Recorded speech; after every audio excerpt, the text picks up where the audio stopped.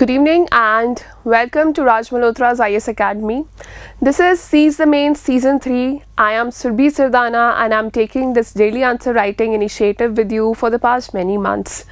The question for today would be regarding voting rights of prisoners. Recently, Supreme Court has directed the central government to think about and to, give some details about the requisite RPA section 65.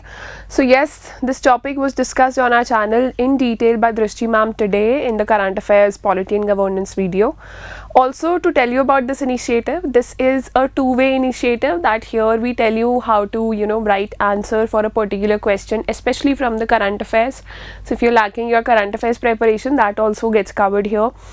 Then after telling you how to write the answer, you can go to our website rajisacademy.com.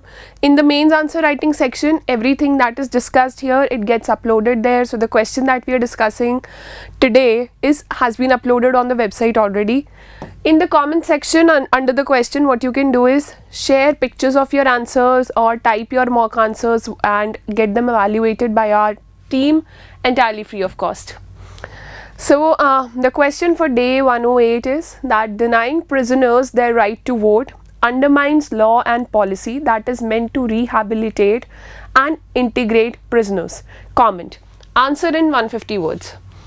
So the directive here is comment. So in comment, what do? We write our viewpoint regarding the subject, regarding the question, regarding whatever has been talked about in the question. So denying prisoners their right to vote undermines law and policy that is meant to rehabilitate and integrate prisoners. Answer in 150 words. So see here, since you have to talk about your viewpoint, you cannot directly talk about your viewpoint कि prisoners को अगर voting के rights नहीं मिलते तो उनके लिए कैसे detrimental है. You cannot directly jump on that part. You will have to create a base for your answer. You'll have to talk about why prisoners are denied voting rights, what types of prisoners are denied voting rights. Also, this falls under GS paper 2. GS paper 2 का question है, so make sure that you write the requisite articles of constitution and the particular section of representation of People's Act. So let's start by writing our introduction. Let's talk about the voting rights first. Let's talk about the vote first. What does a vote mean? So the vote of each and every citizen is a badge of dignity and of personhood, which implies that everybody counts. Very simple line. You can use the words democracy also here. A badge of dignity and of personhood, which implies that everybody counts in a democracy. Democracy में लोग अपनी government खुद elect करते हैं. So representation in democracy of a particular citizen is through voting rights or through each vote. Then directly talk about prisoners. Prisoners in India are not given a chance to vote. They are denied their right to franchisee based on section 62 of the Representation of People's Act of 1951. Section 62 जो RPA 1951 के अंदर है, under that section they have been denied the right to vote. I'm correcting myself here. Earlier I think I said section 65. It's not section 65 of RPA, it is section 62 part 5 of Representation of People's Act. So these few sections would be clear to you if you go through RPA time and again, if you're preparing for prelims, mains, whatever. Some sections of RPA are very important. There is section 8C, which is regarding criminalization of politics. There is section 62 here, which denies voting rights to the prisoners. So some sections, 4 to 5 sections, are important for your exam and they should be learnt by you. Then in the body paragraph, what we have to do is, see here you've talked about vote in a democracy, why vote is important. Then you have made it clear that prisoners are not allowed to vote and why they're not allowed to vote because of this particular provision in RPA. Now elaborated. We are not taking the point format approach today. We will elaborate and we'll talk about our viewpoint. Since this is a comment question, we'll talk about it taking the paragraph approach only. So we'll start by showing some data and that data will make it clear that why is it so bad, why is it such a bad practice to deny prisoners their right to vote. So the latest National Crime Reports Bureau report of 2021 shows that a total of these many prisoners, again exact data not important, they were confined as of December 2021 in various jails.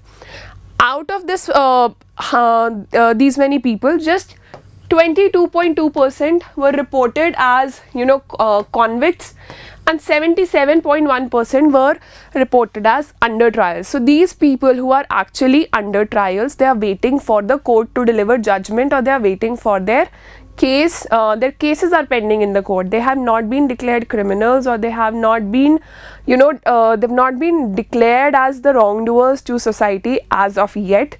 So they are not even actually inside jails for committing an offence and are waiting for the final judgment on their case. So this is something that you have to highlight, the case of under trials in our prisons, and under trials are huge in number in Indian prisons. Also, India is one of the very few countries to have a blanket ban on all prisoners irrespective of the status. So first of all, you cannot treat all prisoners alike, that is the case. Secondly, such a ban affects detainees, under trials and convicts alike. Only those who are out on bail, they can vote, or under preventive detention, if somebody has been kept, they can vote through a postal ballot. So here you have established your case about the details why this system is wrong. We'll also talk about that not just for under trials who are waiting their judgment, not only denying right to vote to them, but denying the right to vote for all the prisoners, for all kinds of prisoners of the country. Why is it wrong?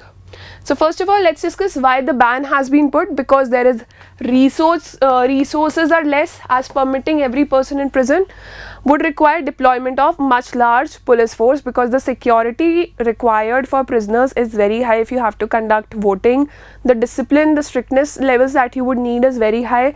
So already during elections, a lot of your police officials have duties in elections. Now if we allow the prisoners also to vote, so we might not have that manpower to conduct that voting safely and securely. The second one is, a person who is in a prison is, as a result of his own conduct, they cannot claim equal freedom. So that is the second reason. And the third one is that to keep persons with criminal background away from the election scene. So these three are the broad reasons given mostly, that why are prisoners not allowed to vote in the country. Also, we always talk about criminalization of politics, that there are people on whom criminal charges are pending, or criminal cases are pending, and they are sitting as MLAs and MPs in our Lok Sabha or state legislative assemblies. So here you can give that reason also, that this point, that to keep persons with criminal background away from the election scene, this cannot just be applied to people who are inside jails. There should be clarity, there should be justice in terms of other parameters also. Now coming to the actual answer, here you have now told the data also, you have talked about, starting from your introduction, you have defined why voting is important, what are the sections involved, you've given reasons why prisoners are not allowed to vote in India. Also, then you have established your case, that what is the data with regards to actual criminals and under trials in the country, and why is it wrong. Now in the body paragraph 2, we will talk about the actual answer. You have created the background. Now we will say that why is it important for prisoners to vote, or why is it bad for prisoners to not be allowed to vote. So first of all, the importance of elections has been highlighted, that elections encourage us to speak about our disappointments and problems with the state of affairs in the country, while also taking the opportunity to campaign for our demands. Denial of voting rights pushes the prisoners further away from the society, because they cannot take part in democracy itself if they are not if they are denied this democratic right to vote. And it establishes a retributive system rather than a very progressive system. It pushes the democracy into a retributive system where citizens are condemned, and hence they are forgotten. They are not, encouraged to participate in the society. While what is the function of our criminal justice system or any punishment system, legal punishment system that we have, whether even that is a prison term that a person is serving, that is to integrate him better with the society. So if you are denying the right to vote to that person, she can never integrate back into the society, because his identity as a citizen has been taken in a way. A citizen without a vote in a democracy has no existence. In see, this is metaphorical. You can also use the word identity here. That a citizen without a vote in a democracy has no democratic identity. This is evident in Indian polity as well, where election manifestos, they never talk about improving the status of prisoners, because politicians know, the leaders of political parties know that prisoners will not be voting for them because they do not have the right to vote. So election manifestos or whatever promises political leaders make before elections, they never take into account the status of prisoners. And the status of Indian prisons is very, very bad. They have been rushed, they have been jam-packed by up to, by more than 60% of their carrying capacity. If the carrying capacity is 100, there are 160 jail inmates sitting there in that particular prison. So this is the reason, because they do not have voting rights. So political parties also and the government also does not take care of them adequately. Prisoners are dependent on others. Others are people who are outside the prison to become their voice and raise their issues on their behalf. For example, National Human Rights Commission or any other NGO, civil society actors. These people have to visit the prisons, and then they have to tell the government that these jail inmates are living under very bad conditions. So now that has been highlighted. Hence, one direct impact which prisoners' right to vote will bring is the attention from policy makers, because prisoners will also make the vote bank. So attention from policy makers regarding needs of prisoners, that will be there. It might still be a small population as compared to the size of other communities. Even then, a moral responsibility would stand for vote seekers and subsequent winners of power to be responsive towards demands of the prisoners. So that's what we discussed. Also, now we are moving towards the conclusion. What you can do towards the end of this paragraph is, you can also talk about the other side, that yes, if we allow voting rights to prisoners in the country, that has to be carried out in a very formal and a very rule-based manner, because inside the prisons all kinds of people stay. There are people who have committed murders and rapes, and on the other hand there are people who are completely innocent, but they have to stay in that environment. There are a lot of mafias also operating inside the prisons as well.